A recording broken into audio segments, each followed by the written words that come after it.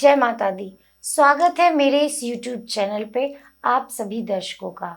मैं एस्ट्रोलॉजर पूनम लेकर आई हूँ आपके लिए आज एक नया टॉपिक, ऐसा टॉपिक जिससे हम में से कोई भी अनभिज्ञ नहीं है। हम सभी जानते हैं रोटी, जी हाँ, जिससे हमारा पेट भरता है, जो हमारी भूख शांत करता है। आज के युग में, आज कलयुग में किस चीज़ की लड़ाई है? रोटी, कपड़ा और मकान। अगर खाना नहीं है तो आप कुछ भी नहीं कर पाएंगे। और उसी खाने में से यदि हम थोड़ा सा किसी को निकाल कर दे पाएं और उससे अपना भाग्य जगा पाएं, तो इससे ज़्यादा सौभाग्य की बात हमारे लिए कोई और हो ही नहीं सकती।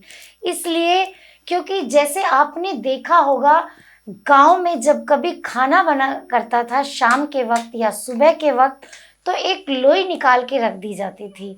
और वो किसको दी जाती थी? या तो गाय को देते थे, या शुरू की रोटी निकाल कर किसी जो हमारे घर में काम करने आते थे उनको देते थे। तो उससे हमारे घर में, गांव में सुख सुविधा, धन धान्य की कभी भी कमी नहीं होती थी। अगर आज के दौर में भी ऐसा किया जाए, क्योंकि हमारी लाइफस्टाइल बदल चुकी है, लोग अपने अपने में ही रहते हैं, अपना एक निवाला तक दूसरे को देना नहीं चाहते। तो इससे क्या हो गया है? इससे हमारे घर में बरकत खत्म हो गई है। इससे हम लोग यश और कीर्ति, मान सम्मान के पीछे तो भागते हैं, लेकिन उनके लिए क्या कर्म किया जाए हम ये नहीं सोचते, हमें ये नहीं पता होता, जबकि वो चीज़ हमारे घर में ही छुपी है। हम थोड़ा सा अपने खाने में से निकाल कर ही वो चीज़ कर सकते हैं, लेकिन फिर भी हम क्यों नहीं कर पाते? क्योंकि लाइफस्टाइल चेंज है। आजकल सोशल मीडिया का ज़माना है, ऑनलाइन ऑर्डर करने का ज़माना है। आप चाहें तो खाना बाहर से ऑर्डर करवा लें। तो आजकल की लाइफस्टाइल में ये सब संभव नहीं हो पा रहा। क्यों? क्योंकि हम खाना तो घर में बनाते ही नहीं। खाना हमें ऑनलाइन ऑर्डर करना है। हमें पिज़्ज़ा, बर्गर, छोले भटूरे, वड़ा पाव ये सब पसंद है, क्योंकि हम खाना ऑनलाइन मंगवाना पसंद करते हैं।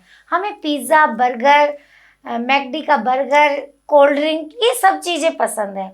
तो फिर बताइए बरकत कहाँ से आएगी? अब बरकत तो तभी होगी ना जब हम अपने हाथ से, जो गृहिणी होती है वो खाना बनाए और अपने हाथ से बनाया हुआ खाना निकाले और एक रोटी गाय को, एक रोटी कुत्ते को, किसी भूखे को ज़रूर दे, जिससे कि जो हमारे ग्रह हैं वो अच्छे होते हैं और जो उन भूखों की भूख शांत होती है। गरीब को जब रोटी मिलती है ना, तो उसका सुख वो ही जानता है, और वो जो अपने उससे दुआ देता है अपने अंतर मन से, वो आपको लगती है।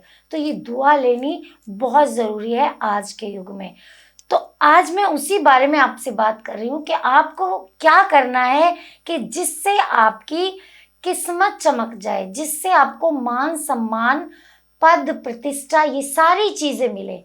ये तभी मिलेंगी जब हमें कुछ ज़्यादा नया नहीं करना, हमें पुरानी नीतियाँ ही अपनानी है।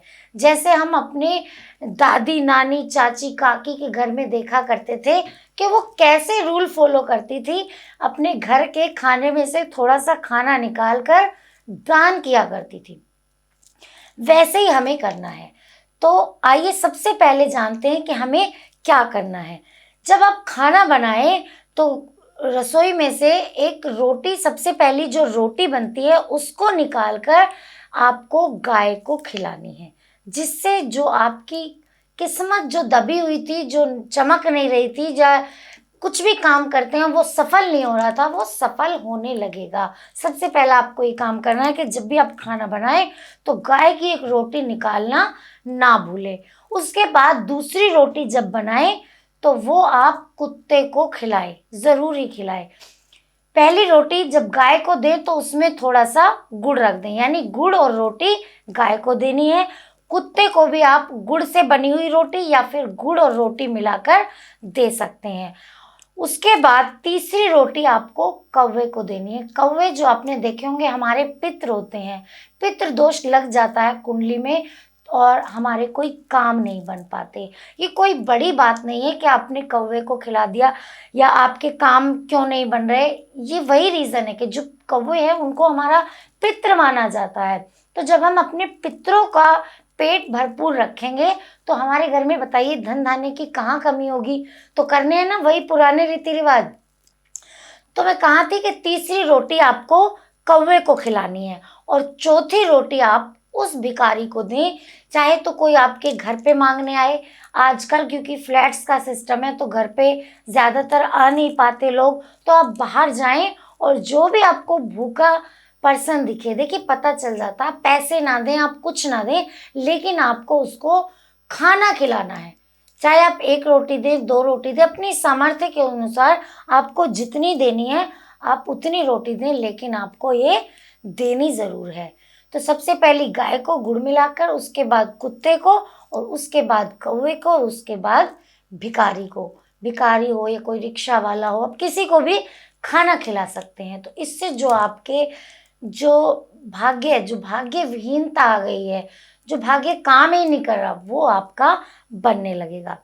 अब दूसरी बात, अगर आपकी कुंडली में कोई शनि की पीड़ा है, पहले लोग कम एस्ट्रोलॉजर्स पे जाते थे, कम मानते थे एस्ट्रोलॉजर्स को, क्योंकि उन्हें जरूरत नहीं पड़ती थी। क्यों? क्योंकि आज हम जो उपाय बताते हैं वो शायद खुद ब खुद ही कर लिया करते थे, इसीलिए आज ज़्यादा भी ज़रूरत है। मैं तो चाहती हूँ कि आप कम जाए, आपको ज़रूरत ना पड़े।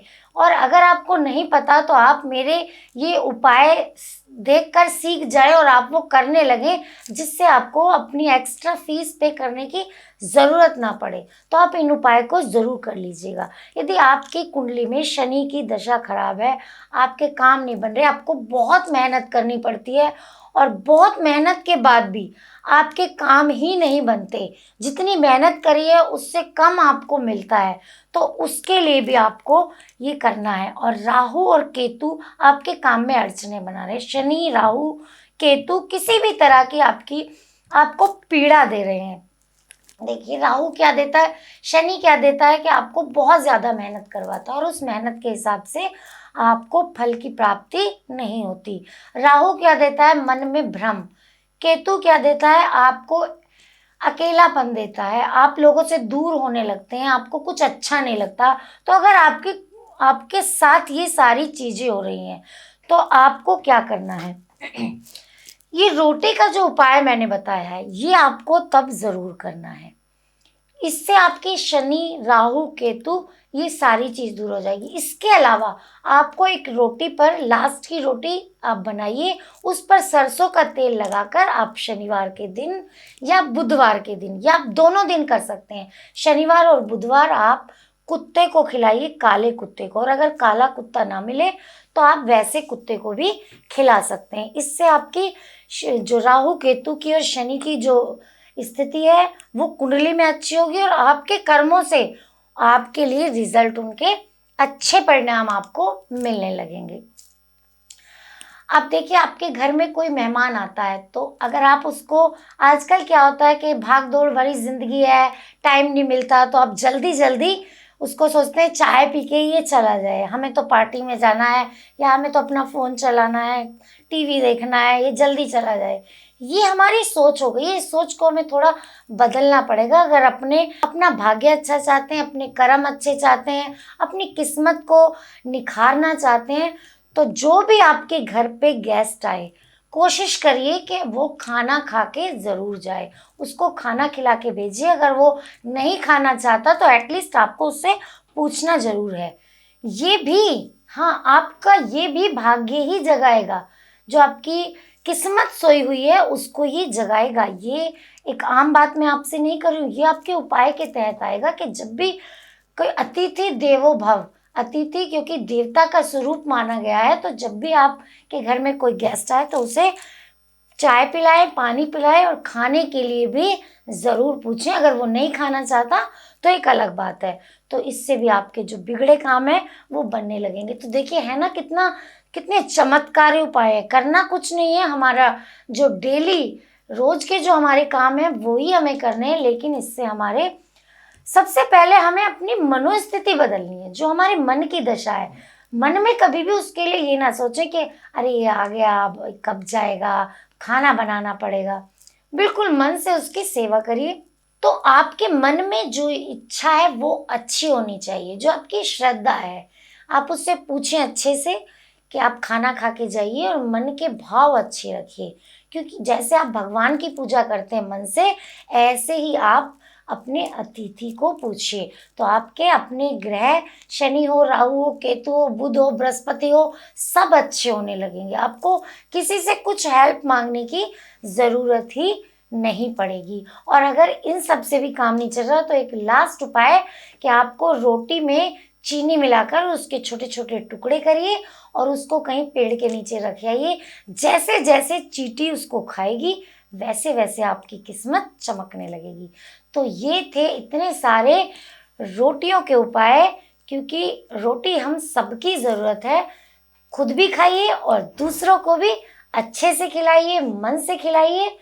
तो आज के लिए इतना ही। मिलती हूँ आपसे नए टॉपिक के साथ। तब तक के लिए जय माता दी।